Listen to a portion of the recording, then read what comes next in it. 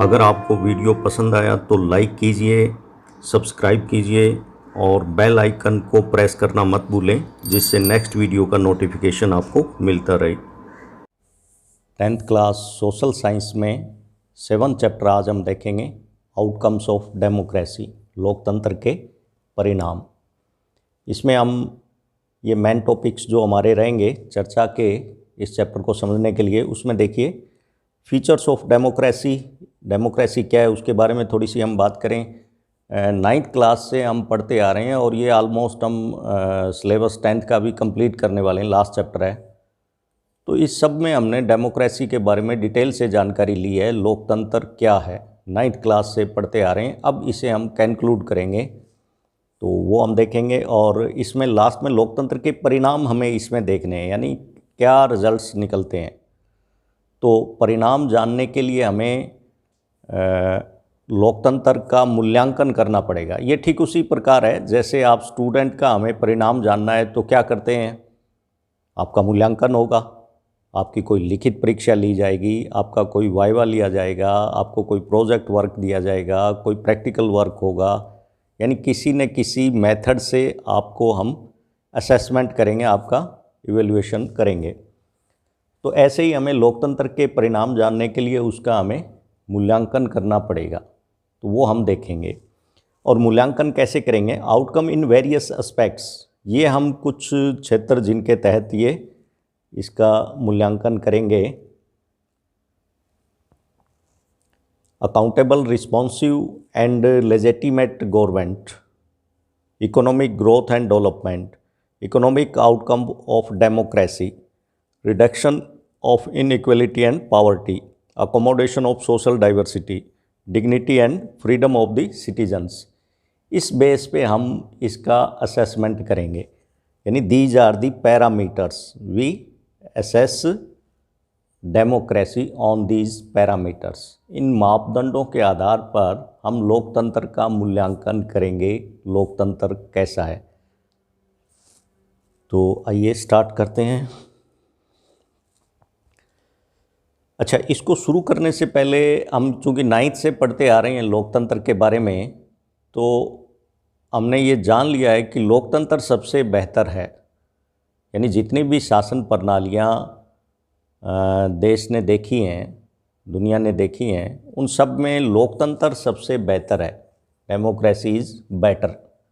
क्यों बेटर है कि लोकतंत्र नागरिकों में समानता को बढ़ावा देता है, यानी ये इसलिए लोकतंत्र में हम समानता देखी जाती है। कानूनन सैद्धांतिक दृष्टि से सबको समानता का दर्जा दिया जाता है, कोई भी जाति, धर्म, लिंग, किसी भी आधार पर कोई भेदभाव नहीं किया जाता, तो समानता को बढ़ावा देता है, इसलिए ये लोकतंत्र है वो बेहतर है। लोकतंत्र व्यक्ति की गरिमा को बढ़ाता है, यानी व्यक्तियों को एक डिग्निटी के साथ जीने का अधिकार देता है, तो इसलिए लोकतंत्र बेहतर है। इससे फैसलों में बेहतरी आती है, फैसलों में बेहतरी आती है, यानी जो डिसीजन लेते हैं तो वो बेटर डिसीजन लिए जाते हैं लोकतंत्र में, चूँकि जनता अपने शासकों का चुनाव करती है और वो चुने गए प्रतिनिधि फैसला लेते हैं, कोई एक व्यक्ति नहीं लेता, सामूहिक रूप से लिए जाते हैं, कैबिनेट द्वारा लिए जाते हैं, तो वो फैसले लिए गए सामूहिक रूप से लिए गए फैसले बेहतर होंगे, ये निश्चित तौर पे हम कह सकते हैं। लोकतंत्र टकराव को टालने का, संभालने का तरीका देता है, यानी लोकतंत्र में हम सभी देशों में हम डाइवर्सिटी देखते हैं, जाति, धर्म, लिंग, भाषा, रंग, ऐसे नाना प्रकार से विविधता पाई जाती है, तो उन सब को संभालने का मौका देता है, उन सब में एक एडजस्टमेंट करके चलता है, उनमें जो टकराव होता है उसको टालने संभालने का ये एक जरिया बनता है, तो इसलिए भी हम कहेंगे बेहतर है। लोकतंत्र में गलतियों को सुधारने की गुंजाइश है, यानी लोकतंत्र में कोई गलत डिसीजन हो भी गया है तो उसे रेक्टिफाई किया जा सकता है, बदला जा सकता है, क्योंकि अल्टीमेटली लोकतंत्र में जनता सर्वोपरि है, जनता का, जनता के लिए, जनता द्वारा, by the people, for the people, to the people, ये पीपल इसमें इम्पोर्टेंट है, तो वो चीज़ इसको बेहतर बनाती है। तो इस आधार पर हम कह सकते हैं, 9th से ही हम पढ़ते आ रहे हैं, जानते आ रहे हैं लोकतंत्र के बारे में, लोकतंत्र की ये यात्रा हमारी समापन की ओर है। तो उसमें हम ये पहले से ही कह सकते हैं लोकतंत्र को जांचे परखे बिना कि लोकतंत्र सबसे बेहतर है। अब इसका हम मूल्यांकन भी कर लेते हैं, बेहतर है कि नहीं। वो हम जब इसका मूल्यांकन करेंगे, इन पैरामीटर्स को चेक करेंगे, एक एक मापदंड पर परखेंगे, तब हमें पता चलेगा कि वाकई बेहतर है कि नहीं है। लोकतंत्र हर मर्ज की दवा नहीं। ये देखिए R.K. लक्ष्मणन का ये मशहूर कार्टून है। ये डेमोक्रेसी दिखाई गई है। डेमोक्रेसी ये चिंता की मुद्रा में बैठी है और ये देखिए इसके ऊपर पत्थर आ रहे हैं। विभिन्न तरह की डिमांड्स देश में डेमोक्रेसी से की जा रही हैं। To settle the language issue, to solve border dispute, student demand, to get more DA, कर्मचारी अधिक DA की मांग कर रहे हैं। To get a separate state as a protest against police excesses. तो ये ऐसे तरह तरह की डिमांड्स डेमोक्रेसी से की जा रही हैं और कई बार हमें लगता है जब ये डिमांड फुलफिल नहीं होती तो हमें लगता है लोकतंत्र कोई काम का नहीं है, लोकतांत्रिक शासन पद्धति अच्छी नहीं है। तो ये ऐसा हमें क्यों लगता है कि लोकतंत्र ठीक नहीं है? वो इसीलिए लगता है कि हम लोकतंत्र को हर मर्ज की दवा मान बैठते हैं, जबकि हर मर्ज की दवा लोकतंत्र नहीं है। भाई लोकतंत्र कोई, इसके पास कोई जादुई छड़ी थोड़ी है कि आपने विश किया और छड़ी घुमाई और आपकी विश पूरी हो गई। लोकतंत्र में ऐसा नहीं हो सकता और ये इसीलिए होता है कि हमारी एक्सपेक्टेशन बढ़ती रहती हैं। भाई जो हमारी डिमांड पूरी करता है उसी से हम और एक्सपेक्ट करते हैं, तो ऐसे हमारी एक्सपेक्टेशन निरंतर बढ़ती रहती हैं। जब एक फुलफिल होती है तो हम दूसरी डिमांड करने लगते हैं, दूसरी पूरी होती है तो तीसरी, ऐसे और ज़्यादा डिमांड और ज़्यादा लाभ और ज़्यादा हम ऐसे लोकतंत्र से जब चाहने लगते हैं और वो कहीं ना कहीं फिर पूरा नहीं होता, तब हमें ऐसा लगता है कि लोकतंत्र है वो सफल नहीं है, हमारी इसमें इच्छाएं पूरी नहीं हो सकती। तो लोकतंत्र जनता के लिए सबसे बेहतर है, कर भी रहा है, लेकिन जब इतनी सारी डिमांड है तो स्वाभाविक है कि कुछ हो सकता है उसमें पूरी नहीं हो। तो यही बात इसमें समझाइए कि लोकतंत्र हर मर्ज की दवा नहीं है। ये बात हमें ध्यान रखनी है। सबसे बेहतर है, लेकिन हम उसको समझने लगें कि इसमें हमारी सारी समस्याएं समाप्त हो जाएंगी, तो ऐसा बिल्कुल नहीं है। मापदंड जिनके आधार पर लोकतंत्र का मूल्यांकन करते हैं, यानी ये वो पैरामीटर्स हैं जिनके आधार पर हमें लोकतंत्र का मूल्यांकन करना है। तो एक एक करके हम इनको बिंदुवार तरीके से देखेंगे। यानी लोकतंत्र को हम परखेंगे कि उत्तरदायी, जिम्मेवार और वैध शासन है कि नहीं, accountable, responsive and legitimate government to the people, इस मापदंड पर देखेंगे, इस पैरामीटर पर। ऐसे ही हम आर्थिक समृद्धि और विकास के मामले में देखेंगे, इकोनॉमिक ग्रोथ एंड डेवलपमेंट कितना है लोकतांत्रिक देशों में। समानता और गरीबी में कमी के आधार पर भी हम देखेंगे, reduction in inequality and poverty. सामाजिक विविधताओं में सामंजस्य, अकोमोडेशन ऑफ सोशल डाइवर्सिटी, ये भी एक इम्पोर्टेंट पहलू है। इसके आधार पर भी हम लोकतंत्र को परखने का प्रयास करेंगे। और लास्ट, नागरिकों की गरिमा और आज़ादी, dignity and freedom of citizen, इस बिंदु के आधार पर भी हम लोकतांत्रिक शासन प्रणाली को परखेंगे, मूल्यांकन करेंगे। तो आइए एक एक करके हम इन पैरामीटर्स का असेसमेंट करते हैं, तब हम ये कह पाने की स्थिति में होंगे कि लोकतंत्र अच्छा है कि नहीं, बेहतर है कि नहीं। तो सबसे पहला पॉइंट देखिए, उत्तरदायी, जिम्मेवार और वैध शासन। इस बिंदु पर हम बात करें, accountable, responsive and legitimate government. तो सबसे पहले हम जैसे वैधता की बात कर लें तो वैध शासन क्या है, लेजिटिमेट गवर्नमेंट, यानी लोकतंत्र में क्या है कि जनता अपने शासकों का चुनाव स्वयं करती है। ये इम्पोर्टेंट बात है, जनता अपने शासकों का चुनाव स्वयं करती है। यानी लोकतंत्र हम कहेंगे क्या है लोकतंत्र, ये 9th से ही हमने परिभाषा पढ़ी है कि ऐसा शासन जिसमें जनता अपने शासकों का चुनाव स्वयं करती है, वो क्या है, लोकतंत्र है। तो जब जनता स्वयं अपने शासकों को चुनती है तो वो वैध हुए, इसमें अवैध होने का तो प्रश्न ही नहीं उठता है। तो वैधता के मामले में लिजिटिमेट गवर्नमेंट, इस मामले में केवल लोकतंत्र ही बेहतर है। अन्य प्रणालियों से हम तुलना करते हुए देखेंगे, अन्य प्रणालियां जैसे राजतंत्रात्मक शासन व्यवस्था के बारे में भी हम देखेंगे, यानी हम लोकतंत्र, ये 3 प्रणालियों के बारे में हम देखेंगे। एक तो भाई राजतंत्र है, इसके आधार पर हम देखेंगे कैसा होता है। दूसरा एक तानाशाही है, तानाशाही, और तीसरा हम लोकतंत्र ले रहे हैं। यानी ये 3 शासन व्यवस्थाएं हैं। लोकतंत्र क्या है? एक शासन का स्वरूप ही तो है भाई, लोकतांत्रिक शासन व्यवस्था ही तो है लोकतंत्र, तो वो शासन का एक स्वरूप हुआ। ऐसे हमने शासन का स्वरूप राजतंत्र भी देखा है, राजाओं के शासन का दौर, जैसे फ्रांस में लुई 16वें का शासन था, उसके खिलाफ क्रांति हुई, ऐसा हमने 9th में पढ़ा है। तो वो राजतंत्र का दौर कैसा था हम जान सकते हैं। तानाशाही कैसी रही है, डिक्टेटरशिप, तो ये भी हमने 9th में पढ़ा है। हिटलर जर्मनी का एक डिक्टेटर था, तो उसके समय जनता के क्या अधिकार थे, कैसे लोगों को मारा गया, वो सारी कहानी हमने डिटेल से पढ़ी है। और अब हम बात करें इसमें लोकतंत्र के बारे में, तो ये तीनों ही शासन प्रणालियां हैं। उन तीनों को हम कंपेयर करते हुए और विशेष करके लोकतंत्र को इन मापदंडों पर परखेंगे, तब हमें पता चलेगा कि कौन सा बेहतर है। तो जहाँ तक वैधता का प्रश्न है, वैध शासन, तो ये तो राजतंत्र में भी नहीं होता, ये वैध नहीं है, चूँकि राजा तो पीढ़ी दर पीढ़ी बनते हैं, जनता नहीं चुनती है, तो वैधता नहीं है उसकी। ऐसे ही तानाशाही, उसमें भी ये वैधता वाला पॉइंट लागू नहीं होता है, क्योंकि तानाशाह तो खुद कब्जा कर लेता है सत्ता पर, जनता उसे नहीं चुनती है। और लोकतंत्र ही वो शासन है जिसमें जनता अपने शासकों का चुनाव स्वयं करती है। तो लोकतंत्र को हम क्या कहेंगे? वैध शासन है, legitimate government to the people.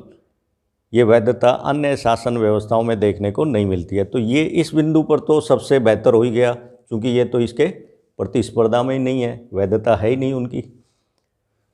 अब दूसरी ये बात हम बात करें उत्तरदायी और जिम्मेवार, इस आधार पर हम लोकतंत्र को परखें, तो इसमें एक एक करके हम देखें तो लोकतंत्र में लेजिस्लेटिव असेंबली होती है, यानी लोकतंत्र में व्यवस्थापिका, कार्यपालिका और न्यायपालिका ऐसे पाई जाती हैं। लेजिस्लेटिव असेंबली, एग्जीक्यूटिव और जुडिशरी, तो ये लोकतंत्र के 3 स्तंभ है। तो लेजिस्लेटिव असेंबली में सरकार क्या है? वो उत्तरदायी है, जिम्मेवार है। सरकार को या मंत्रियों को अपनी लेजिस्लेटिव असेंबली में जवाबदेही बनती है, उनसे पूछा जाता है, तो वो उनके प्रति अकाउंटेबल हैं। जबकि राजतंत्र में और तानाशाही में हम देखें, लेजिस्लेटिव असेंबली उनमें होती ही नहीं है, तानाशाही में भी नहीं होती है। तो वो तो सारे, तानाशाही में तो एक ही व्यक्ति फैसले लेता है, उसे कोई संसद की ज़रूरत नहीं है, कोई लेजिस्लेटिव असेंबली नहीं चाहिए। राजा में भी, उसमें भी राजा ही सर्वे सर्वा होता है, उसमें भी कोई लेजिस्लेटिव असेंबली की आवश्यकता नहीं। तो ये व्यवस्थापिका होना, संसद का होना, लेजिस्लेटिव असेंबली का होना, वो इसको अकाउंटेबल बनाता है, चूँकि उनकी जवाबदेही है, उनको संसद में जवाब देना पड़ता है। इसी प्रकार इस जिम्मेवार उत्तरदायी के लिए हम देखें, अपोजिशन पार्टी, विपक्षी दल जो होता है, वो सत्ता पक्ष से सवाल पूछता है। सरकार जो भी फैसले लेती है, नीति निर्माण करती है, उसकी आलोचना करता है, उसमें कमियां हैं तो उसके लिए संसद से सड़क तक आवाज़ उठाता है। तो अपोजिशन भी लोकतंत्र में क्या बना रहा है? उसको उत्तरदायी, जिम्मेवार। जबकि राजशाही में अपोजिशन पार्टी होती नहीं है, तानाशाही में होती नहीं है। तो ये लोकतंत्र में है विपक्ष की पार्टी जो उसको, सरकार को और ज़्यादा उत्तरदायी, जिम्मेदार बनाती है। जुडिशरी, तो ये भी यहाँ नहीं होती है, राजतंत्र में बिल्कुल नहीं, तानाशाही में बिल्कुल नहीं, और लोकतंत्र में जुडिशरी पाई जाती है। तो तीसरा स्तंभ 3 ये हमने लेजिस्लेटिव असेंबली, एग्जीक्यूटिव और जुडिशरी ये देखा। तो जुडिशरी ये देखती है कोई भी सरकार ने काम किया तो उसका फिर न्यायपालिका है वो फैसला देती है कि संविधान सम्मत काम सरकार कर रही है कि नहीं। तो जुडिशरी भी सरकार को उत्तरदायी, जिम्मेदार बना रही है। यानी ये चेक एंड बैलेंस की थ्योरी है। लेजिस्लेटिव असेंबली, एग्जीक्यूटिव और जुडिशरी हैं, वो तीनों में पावर बंटी हुई है और तीनों एक दूसरे पर नियंत्रण और संतुलन बनाए रखती हैं। तो सरकार संविधान सम्मत काम कर रही है कि नहीं, इस बात को चेक कौन करता है? जुडिशरी। तो कोई भी कानून बनाया है संविधान से हट करके तो नहीं बनाया है सरकार ने, कहीं उनकी सीमाओं से बाहर तो नहीं है, कहीं सरकार ने मनमर्जी तो करनी शुरू नहीं कर दी है। तो ये चीज़ जुडिशरी रोकती है, देखती है, रिव्यू करती है। इसी प्रकार आरटीआई है, राइट टू इन्फॉर्मेशन, ये एक्ट भी लोकतांत्रिक देशों में देखा जाता है। तो ये तो जुडिशरी है, वो तो एक संस्थागत है जो सरकार पर नियंत्रण रखती है, एक संस्था जो सरकार के कामकाज की समीक्षा करती है, उस पर नियंत्रण रखती है। और ये हम इंडिविजुअल लेवल पर कर सकते हैं, आरटीआई फाइल करके सरकार के हम काम की जानकारी ले सकते हैं, सरकार ने कैसा काम किया है वो हमें बताए, तो आरटीआई में हम सूचना के अधिकार के तहत मांग सकते हैं। तो ये तो राजतंत्र में और तानाशाही में तो बिल्कुल ही संभव नहीं है। भाई राजा खराब काम कर रहा है तो उसको ये पूछ भी पाना गुनाह था कि राजा जी आप ठीक नहीं कर रहे, तो आरटीआई तो ये दूर की बात है।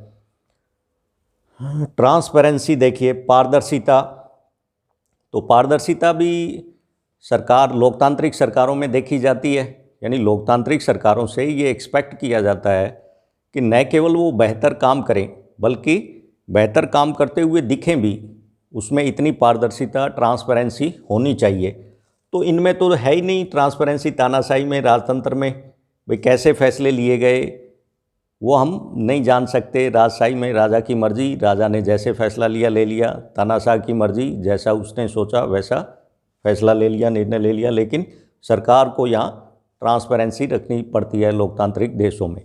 तो ये सारी बातें हैं जो सरकार को जिम्मेदार, उत्तरदायी, अकाउंटेबल एंड रिस्पॉन्सिव स्टेट बनाती हैं। तो लोकतंत्र में हम ये इस प्रकार कहेंगे इस बिंदु के आधार पर कि लोकतांत्रिक सरकारें उत्तरदायी हैं, जिम्मेवार हैं और वैध शासन है, जबकि ये तानाशाही और राजतंत्र में ऐसा हमें देखने को नहीं मिलता है। तो इस बिंदु पर लोकतंत्र खरा उतरा है, ये मापदंड। इसमें कई बार हमें इसी बिंदु के तहत हम देखें कि लोकतांत्रिक व्यवस्थाएं सुस्त हो सकती हैं, कम कार्यकुशल हो सकती हैं। कई बार ऐसा हमें लगता है कामकाज को देख करके इसमें भ्रष्टाचार हो सकता है, ये एक बहुत बड़ी समस्या है लोकतांत्रिक देशों में। ऐसा नहीं है कि राजशाही में और तानाशाही में भ्रष्टाचार बिल्कुल नहीं है, वहाँ भी हो सकता है, लेकिन हम तो लोकतंत्र के बारे में ही जानना है, उसका ही मूल्यांकन करना है, तो उसके बारे में विशेषकर बात कर रहे हैं। तो भ्रष्टाचार एक बहुत बड़ी समस्या यहाँ देखी गई है। तो ये लोगों की ज़रूरत कुछ हद तक अनदेखी भी कर देती है कई बार, चूँकि सभी लोगों को साथ रख कर के चलना लोकतंत्र में मुश्किल होता है, सभी को खुश रख पाना।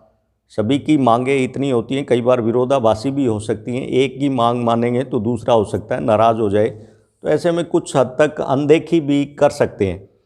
लेकिन इन सब के बावजूद भी ये सब हमें डीमेरिट्स हैं लोकतंत्र की, इस टाइप से कुछ कमियां दिखाई दे सकती हैं। फिर भी हम क्या कहेंगे कि लोकतांत्रिक शासन व्यवस्था लोगों की अपनी शासन व्यवस्था है। जनता अपने शासकों का चुनाव स्वयं करती है, अच्छे या बुरे, तो जो अच्छे लगे उसे उनका चुनाव जनता स्वयं करती है।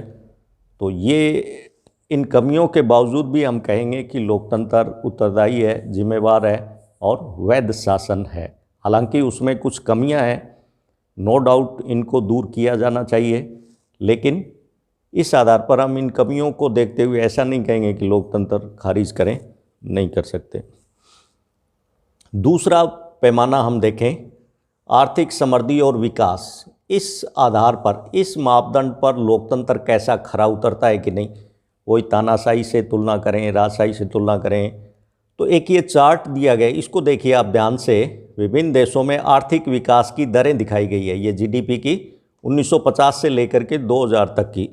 इन 50 सालों में एक एवरेज निकाला गया है कि सभी लोकतांत्रिक देश हैं, उनकी औसत विकास दर जो है वो 3.95, जबकि तानाशाही वाले देशों की विकास दर है वो 4.42 है। इसका मतलब ये विकास दर है वो ज़्यादा है। तो लोकतांत्रिक देशों की तुलना में तानाशाही देशों की विकास दर थोड़ी सी ज़्यादा है। ज़्यादा अंतर तो नहीं है, पॉइंट कुछ का ही अंतर है भाई, 3.95 तो ये है ही और ये 4.42 है। तो इस आधार पर हम कहेंगे कि भाई लोकतंत्र आर्थिक समृद्धि और विकास के मामले में तानाशाही देशों से थोड़ा सा पीछे है, थोड़ा ही अंतर है। लेकिन इस आधार पर हम लोकतंत्र को खारिज नहीं करेंगे, भाई, और इसकी विशेषताएं हैं वो अच्छी है, और हमें as a whole, as a totality सारी चीज़ें देखने के बाद इसे एक्सेप्ट और रिजेक्ट करना है।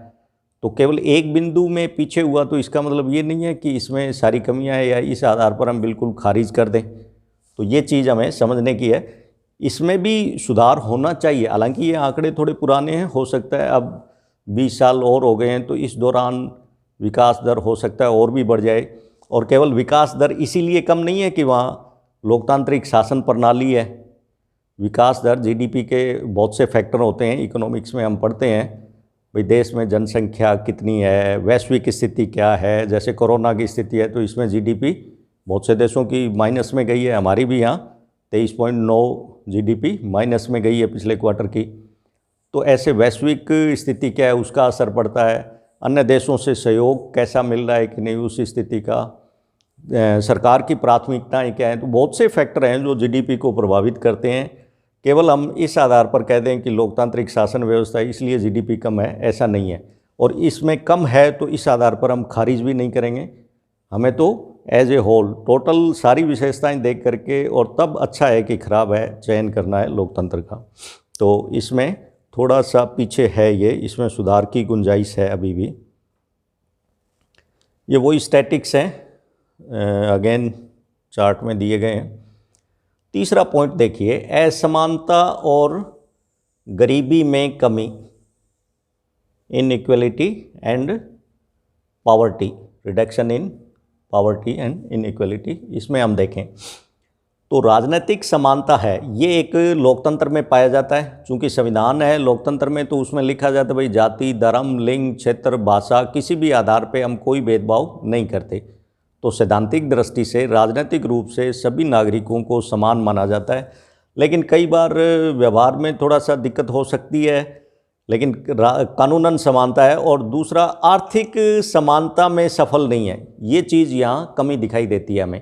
कानूनन दृष्टि से तो सारे समान माने गए हैं, कानून की दृष्टि में किसी भी आधार पर कोई भेदभाव नहीं कर सकते। लेकिन आर्थिक असमानता है। हम देखें, अमीर हैं वो अमीर बहुत हैं, गरीब हैं वो गरीब इतने हैं कि फुटपाथ पे सोते हैं, और अमीर हैं वो मुकेश अंबानी जैसे भारत में हम देखें तो ऐसे असमानता बहुत ज़्यादा है। तो बुनियादी आवश्यकताएं रोटी, कपड़ा और मकान, ये किसी भी मानव की बेसिक नीड्स हैं। तो हम लोकतंत्र में बेसिक नीड्स ही पूरी नहीं कर पा रहे। ये एक तरफ दुनिया में इतनी प्रगति हो रही है, चांद पर जाने की सोच रहे हैं, दूसरी तरफ हम ये बुनियादी आवश्यकताएं रोटी, कपड़ा और मकान ही पूरी नहीं कर पा रहे। तो बहुत से ऐसे एशिया के देशों में हम देखें बीपीएल लोग, बिलो पॉवर्टी लाइन है, जिसमें बांग्लादेश की संख्या देखें हम 50%, इंडिया में भी 1/3 लोग जो हैं वो बिलो पॉवर्टी लाइन रह रहे हैं। और ये तो परसेंटेज के हिसाब से, अगर इनको हम नंबर्स में कन्वर्ट करें तो करोड़ों की संख्या में ऐसे लोगों की संख्या है जो गरीबी रेखा से नीचे जीवन यापन कर रहे हैं। तो इस क्षेत्र में ज़रूर लोकतंत्र को काम करना चाहिए। इसमें कोई डाउट नहीं है कि भाई ये राजनीतिक समानता स्थापित करने में कामयाब रहा है। लेकिन कहीं न कहीं हमें आर्थिक क्षेत्र में भी कुछ हद तक समानता नहीं तो कम से कम हर एक नागरिक की बेसिक नीड्स पूरी करनी चाहिए। रोटी, कपड़ा और मकान सबको उपलब्ध करवाएं। तो लोकतंत्र अन्य देशों, अन्य प्रणालियों की तुलना में ये बेहतर है, क्योंकि कानूनन तो सबको बराबर हक दिया गया है, बराबर अवसर दिए गए हैं। ये इनइक्वलिटी को दिखाता हुआ चार्ट है, इससे हम समझ सकते हैं केवल भारत की समस्या नहीं है, सभी लोकतांत्रिक देशों में और दुनिया में भी हम देखें, इस चार्ट से हम समझ सकते हैं distribution of economic resources inequality को दिखाया गया है कि देखिए कैसे ये व्यक्ति, ये 2% लोग हैं जो विश्व का इतना बड़ा धन लिए बैठे हैं, इतने संसाधन कब्जा किए बैठे हैं। तो अधिकांश संसाधनों पर चंद लोगों का कब्जा है, जबकि 50% जो पॉपुलेशन है वर्ल्ड की, उसकी प्लेट में देखिए ये छोटा सा टुकड़ा है। तो उनके पास बहुत ही कम रिसोर्सेज हैं। तो यही तो आर्थिक असमानता है, इनइक्वलिटी है। इसको लोकतंत्र में समाप्त किया जाना चाहिए। लोकतंत्र इसकी ओर अग्रसर है, लेकिन इसमें पूरी तरह समाप्त करने में ये असमानता कामयाब नहीं हुआ है। लेकिन अन्य शासन प्रणालियों के स्वरूप से तुलना करें तो ये असमानता उनकी तुलना में ठीक है, लोकतंत्र में अच्छी स्थिति में है, यानी इम्प्रूव कंडीशन में है। नेक्स्ट बिंदु देखें हम, लोकतंत्र को परखने का एक मापदंड ये है, सामाजिक विविधताओं में सामंजस्य के आधार पर हम बात करें, यानी एडजस्टमेंट इन डाइवर्सिटी। तो किसी भी लोकतांत्रिक देश में जाति के आधार पे, भाषा के आधार पे, रंग के आधार पे कैसे न कैसे विविधता पाई जाएगी, और विविधता पाई जाएगी तो उसमें कई बार टकराव भी देखने को मिलता है। श्रीलंका, बेल्जियम के एग्जाम्पल हमने पढ़े हैं, श्रीलंका में कैसे सिंहल और तमिल लोगों में टकराव देखने को मिला। तो ऐसे छोटे से छोटे देश में भी विविधता पाई जाएगी, और विविधता पाई जाएगी तो उसमें सामंजस्य अगर नहीं होगा तो टकराव देखने को मिलेगा।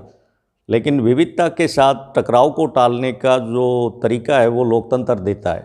तानाशाही वाले देश में हमने देखा हिटलर ने कैसे जातीय सर्वश्रेष्ठता का सिद्धांत लागू किया, सभी जातियों को एक एक करके उसने, यहूदियों को, जिप्सियों को, श्वेत, गैर जर्मन जितने थे उनको मारना शुरू कर दिया था। तो सामाजिक विविधता को वो एक्सेप्ट नहीं करते, जबकि लोकतंत्र है वो सामाजिक विविधता में सामंजस्य बना करके चलता है। तो सामाजिक विविधताओं में सामंजस्य के लिए ये दो शर्तें हैं, दो कंडीशन होना। एक तो लोकतंत्र का मतलब ये नहीं है कि बहुमत की राय से शासन करना, बहुमत को सदाई अल्पमत का ध्यान रखना होता है, ऐसा नहीं है। मेजोरिटी है वो, अब वो जिन्होंने किसी भी सरकार को चुना है, यानी मेजोरिटी जिनकी है, अब मेजोरिटी जिनकी है क्या सरकार उनके लिए ही काम करेगी? उनको अल्पसंख्यकों का भी उतना ही ध्यान रखना है। तो ये बहुमत और अल्पमत है, ये कोई स्थायी नहीं है, इसमें लोकतंत्र में कोई स्थायी चीज़ नहीं है। और दूसरा, बहुमत के शासन का अर्थ धर्म, नस्ल अथवा भाषा के आधार पर बहुसंख्यक समूह के शासन से अभिप्राय नहीं है। जैसे श्रीलंका में समझ लिया गया, बहुसंख्यकवाद वहाँ थोपा गया, तमिल जो 18% है और सिंहल 74% है। तो ऐसे सिंहल जो बहुसंख्यक है, उन्होंने बहुसंख्यकवाद, उनकी भाषा को, उनके धर्म को एडवांटेज दी गई थी। तो इस टाइप का शासन लोकतंत्र में बहुमत से अर्थ नहीं है कि किसी धर्म के आधार पर वो बहुमत में, नस्ल के आधार पे हैं, भाषा के आधार पर हैं तो उनको आप बहुमत कह रहे हैं। नहीं, बहुमत और अल्पसंख्यक ये कोई स्थायी चीज़ नहीं है, पहले ही हम कह चुके हैं ऊपर, यानी ये कोई स्थायी चीज़ नहीं है। यानी आज जो अल्पसंख्यक हैं अगले चुनाव में वो बहुसंख्यक का हिस्सा बनेंगे। तो ऐसे में लोकतंत्र हर एक नागरिक को अवसर देता है कि आज जो अल्पसंख्यक है कल वो बहुसंख्यक का हिस्सा बने। तो वो जाति के आधार पर नहीं है, धर्म के आधार पर नहीं है, भाषा के आधार पर नहीं है, क्षेत्र के आधार पर नहीं है। यानी ये चीज़ जो है स्थायी, इनके आधार पर बहुसंख्यक का चुनाव नहीं होता है। बहुसंख्यक हर एक नागरिक बन सकता है जिनको सरकार ने चुना। एग्जाम्पल ऑफ एडजस्टमेंट ये देखिए, हेल मेल की नीति दिखाई गई है। ये गोरा रंग, ये काला रंग, श्वेत है, श्वेत का, ऐसे अमेरिका में हम देखें काफ़ी मसला वहाँ उठा। तो ये एक विविधता दिखाई है, ऐसे एक एग्जाम्पल है। ऐसे हमें लोकतंत्र विभिन्न विविधताओं में सामंजस्य करके चलता है। विभिन्न विविधताओं में जो टकराव है उसको टालने का इसमें प्रयास किया जाता है। नेक्स्ट बिंदु हम देखें, लास्ट पैरामीटर जिसके आधार पर हमें लोकतंत्र को परखना है, नागरिकों की गरिमा और आज़ादी। तो लोकतंत्र ये वो शासन प्रणाली है जो नागरिकों को गरिमा के साथ जीने का अधिकार देता है। अन्य शासन व्यवस्थाओं में ये अधिकार है नहीं। भाई तानाशाही में, राजशाही में हम ने देखा है लंबा दौर जहाँ अभिव्यक्ति की आज़ादी नहीं थी, मूलभूत अधिकार नहीं थे, फंडामेंटल राइट की बात करना ही गुनाह था। तो ये लोकतांत्रिक शासन व्यवस्था ही है जिसमें नागरिकों को एक गरिमा के साथ, एक स्वाभिमान के साथ, एक डिग्निटी के साथ जीने का अवसर मिलता है। इसके हम ये 3 पॉइंट्स देखें जिससे हमें ये पता चलेगा नागरिकों को गरिमा किस प्रकार मिली है। तो इसमें एक तो हम महिलाओं के बारे में बात करें। हम जानते हैं भाई पुरुष प्रधान समाज है, हालांकि आज भी दुनिया में पितृसत्तात्मक व्यवस्था देखी जाती है, मेल डोमिनेटिंग सोसाइटी। लेकिन इससे पीछे हम बात करें सदियों पहले की, तो महिलाओं के साथ बड़ा शोषण था। और फ्रांस जैसे यूरोपीय देशों को भी, या यूरोपीय दूसरे देशों को भी हम बात कर लें, सेकेंड वर्ल्ड वार के बाद जाकर के महिलाओं को नागरिक अधिकार मिले। जबकि फ्रांस में क्रांति 1789 में हुई, लेकिन वोट देने का अधिकार महिलाओं को 1945 के बाद मिला। तो ऐसे हर एक समाज में महिलाओं को दोयम दर्जे का समझा गया, उनको वो अधिकार नहीं मिले। लेकिन लोकतांत्रिक शासन प्रणाली में हम क्या देखते हैं, महिलाओं को भी गरिमा और समानता के साथ जीने का हक मिला है, उनको भी वो अधिकार मिले हैं जो सदियों पहले हम सोच भी नहीं सकते थे। सामाजिक रूप से दूसरा हम देखें, सामाजिक रूप से कमज़ोर और भेदभाव का शिकार लोगों के लिए समान अवसर उपलब्ध करवाए गए हैं। जैसे भारत में हम बात करें SC, ST, OBC, ऐसे ये विभिन्न कैटेगरी बनाई गई हैं जो सामाजिक रूप से पिछड़े हुए थे। सदियों से इनका शोषण होता रहा, अब उनको विशेष अवसर उपलब्ध करवाए गए हैं जिससे कि वो भी आगे बढ़ सके, मुख्य धारा में शामिल हो सकें। तो इनको भी अवसर उपलब्ध करवाए गए हैं। तो ये इनको आरक्षण का प्रावधान करके तो ये नागरिकों को गरिमा के साथ जीने का अधिकार देता है, इसीलिए तो ये व्यवस्था की गई है इनके लिए। तीसरा हम देखें कि टकराव की स्थिति न बने। ये पहले हमने जैसे पढ़ा था वही बात है, यानी इन सब में ये जो सुनिश्चित किया गया है कि बहुमत के शासन का अर्थ यह नहीं है कि वह किसी जाति, धर्म या लिंग का संख्यात्मक रूप से बहुमत में होना। बहुसंख्यक वर्ग को अल्पसंख्यक वर्ग का ध्यान रखना होता है। ये अल्पसंख्यक बहुसंख्यक स्थायी चीज़ नहीं है, तो ये बदलते रहते हैं और हर नागरिक को ये अवसर दिया जाता है लोकतंत्र में कि वो भी बहुसंख्यक का हिस्सा बने। तो इस आधार पर हम कह सकते हैं कि लोकतंत्र नागरिकों को गरिमा और आज़ादी के साथ जीने का हक देता है। तो इस आधार पर भी लोकतंत्र बेहतर हुआ। तो ये सारे 500 पॉइंट हम देखें तो इनमें ये वही बात बताई गई है, ये इंग्लिश में बता दिया है कि dignity and freedom of citizen. तो वही तीन एग्जाम्पल दे करके किन उदाहरण से हम समझ सकते हैं। तो अब हम इसे कंक्लूड करें, यानी ये जो पीछे हमने बात पढ़ी है लोकतंत्र का विभिन्न पैरामीटर्स पे हमने इसका असेसमेंट किया, लोकतंत्र खरा उतरा केवल एक आर्थिक समृद्धि के मामले में। जैसे शुरू में वो स्लाइड देखते हैं हम,